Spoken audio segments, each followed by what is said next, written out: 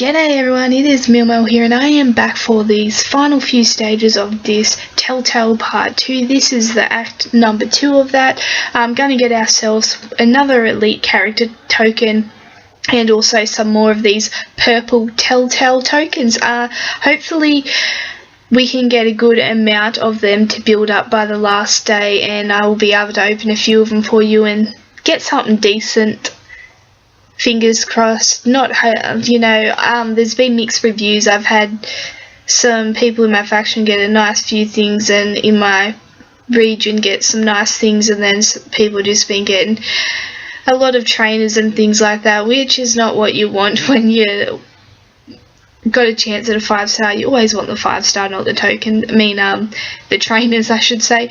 But we'll continue on. Struggled a bit in the first few people stages with this team here. We lost a couple, and like I said, that on occasions does happen. That's why you have your battle items like your smell salts and things like that. And that's just purely because I am right on par with the recommended team grade. I am an A++ with this team, and that's what it is. So that's why I have lost a few players. It'd be a bit different if I was bringing in an S1++ team or an S1+ team.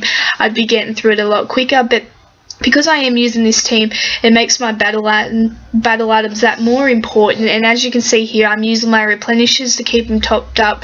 Also, when I'm not using my rushes to down their attack and immobilize them, in a sense, I'm using my tier and nerf gas to do that and to help me out and just get that extra boost, which is what you need to do when you don't have these higher team grades and you come into these people stages. You have to be very strategic with the way you use your battle items and how you take on these people. If not, you will lose a few people, and that's how you do in some point fail these stages, is that not only is your team grade not high enough, but you're not, I guess, using your battle items to the highest potential in getting your team through those stages. Battle items, I'm not saying just because you have battle items it will get you through. It's one of those things, if you do use them properly, then it's going to give you a good chance, but at the same time they can only get you so far. So hopefully your teams are strong enough to get you through these stages, and as you can see, get those 1200 purple tokens, the Telltale tokens. You get 1,000 from this one, so they're allowing you to sort of build up a nice little collection of them, and hopefully you can get something. It is 5,000 of them to actually open. As you can see here, I've got a few alerts which are majority strong, so I'm just making sure not only am I keeping these strongs topped up, I don't have a healer. Like I said, that is probably a big mistake on my part, not bringing in a healer, but you can still get through stages without healers. It just means you've got to be a lot smarter in regards to being a lot more wary about the damage you're taking on, and also your health of your players. You can only have so many replenishers before you run out, and then you're sort of on your own. Same with your smelling salts, they only bring you back to 50% of your life, so you just got to be a bit more wary of the damage you're taking on. So if you're able to hinder that damage by using either your defenses or your tear gases and things like that, then that's a really big bonus. And I should say your nerf gas minus your attack, and then your tear gas minus your defense, so it helps you get rid of them that quickly. So definitely be using your nerf gas, and people like Michonne's rush there that downs the attack, just so you're not getting or taking on as much damage if you don't have a healer. It's always good to be doing things like that, because as you can see, your players get really low on health very quickly and you will run out of replenishers, so you just got to be wary of that damage. Throughout these people stages, I will be using Michonne's rush to minus their attack, and also the nerf gas to also on top of that. If sometimes when I do her rush, it doesn't always hit all 5 people, so you then have to sometimes substitute the remaining people and the remaining, I guess, downing of attack with that nerve gas, and then you can have something that comes over the top like your tear gas, which would down their defense, and then it makes it a lot easier for you to get rid of them, which is also good because that inhibits the damage you're taking on, because one less person hitting you, that's less damage. So you just got to be really smart with the way you use those and make sure you're on top of it, especially if you don't have a healer, because a healer is very important. If you don't have one, you really need one,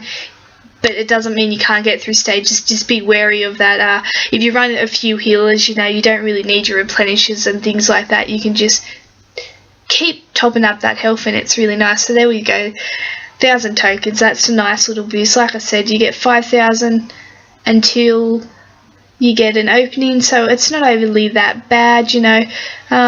You can get a good amount doing these acts, probably maybe, you know, close to the 5,000, so maybe get at least one opening out of these acts. It would be very dependent on how much you actually get bonus tokens in regards to on the stages. I just saw previous stage we got like 175, 125. If you can pull out some nice totals like 500 or 1,000, then that's going to help you get up to that 5,000 a lot quicker.